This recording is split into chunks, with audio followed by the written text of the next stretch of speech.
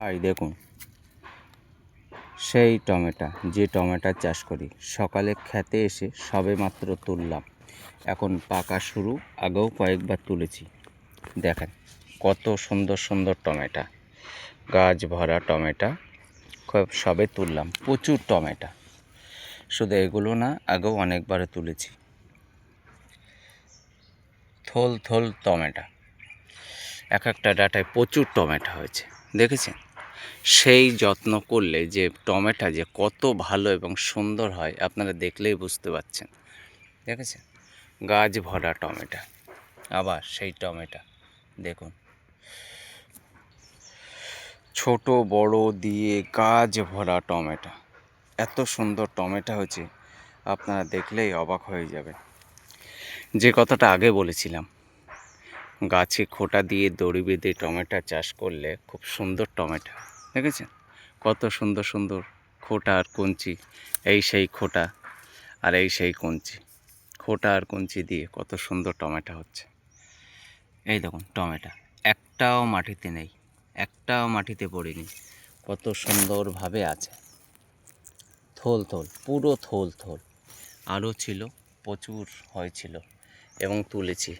গাছে দেখুন মাথায় ফলে ফল, ফলে ফল, ফল ছাড়া কোনো কথাই নেই। যেমন ফুল তেমন ফল,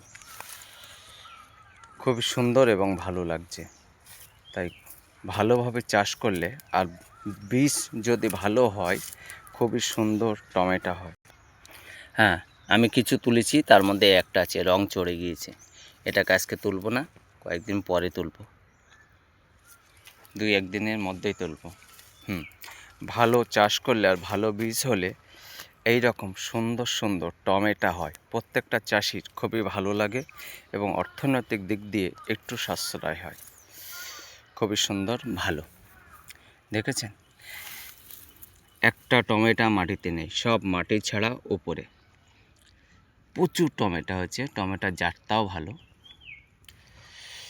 গাছ থেকে টমেটো তোলা, বোটা দেখলে, বোটা দেখুন কত সুন্দর লাগছে। কত সুন্দর লাগছে। একটা টমেটো দেখুন, পরিপূর্ণ।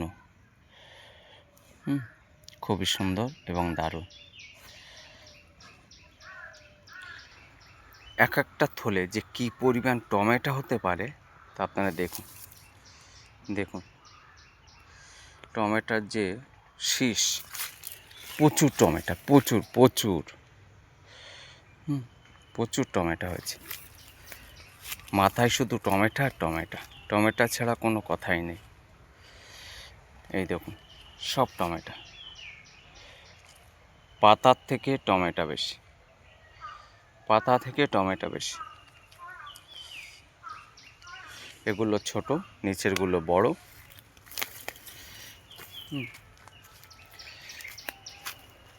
পাতা ছাড়া টমেটো, টমেটো ছাড়া কোনো কথাই হবে না। খুবই সুন্দর এবং দারুণ। পরিচর্যার উপরে নির্ভর করে ফল আর বীজ যদি ভালো হয়। পরিচর্যা আর বীজ দারুণ। এত ভালো এবং সুন্দর টমেটো পাওয়ার জন্য কিছু কাজ করলে সবাই ভালো টমেটো পেতে পারে। প্রথমে হচ্ছে মাটিটা পরিচর্যা, দ্বিতীয় হচ্ছে রাসায়নিক সার বাদ দিয়ে যদি জৈব সারের উপরে আমরা নির্ভরশীল হয়ে থাকি, এতে কী হয়, ফল ফুল সম্পূর্ণরূপে পুষ্টিসম্মত মান আমরা পাই এবং নিরোগ ফল হয়। এবং পার্ট বাই পার্ট আমি আপনাদের দেখিয়েছি আমি কীভাবে করেছি। আপনারাও চেষ্টা করবেন রাসায়নিক সার ছাড়াই জৈব সার দিয়ে পরিপূর্ণ ভালো ফল আমরা পেতে পারি এবং তাতে স্বাস্থ্যের জন্য খুবই ভালো। ফলগুলো দেখলে বুঝতে পারছেন কত সুন্দর লাগছে এবং ভালো লাগছে। বিষহীন ফল, রাসায়নিক সার ছাড়াই তৈরি, সম্পূর্ণ জৈব সারের উপরে। আজকে একটু জল দেব, জমিতে একটু জলের প্রয়োজন।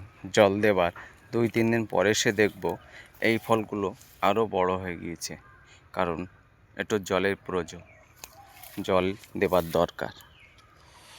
জল একটু লাগবে, এখানে জমিতে জল যাচ্ছে। এইভাবে যেটা একটু লম্বা হয়ে যাবে, বড় হয়ে যাবে, এই যে খোঁটা দিছিলাম এইভাবে যদি বাঁধিয়ে দেওয়া যায় তাহলে বেশ মাটিতে আর ঝলবে না এবং বেশ ভালো হবে। এই ছোট ছোট দেখছেন কয়েকদিনের মধ্যে খুব বড় বড় হয়ে যাবে। ঠিক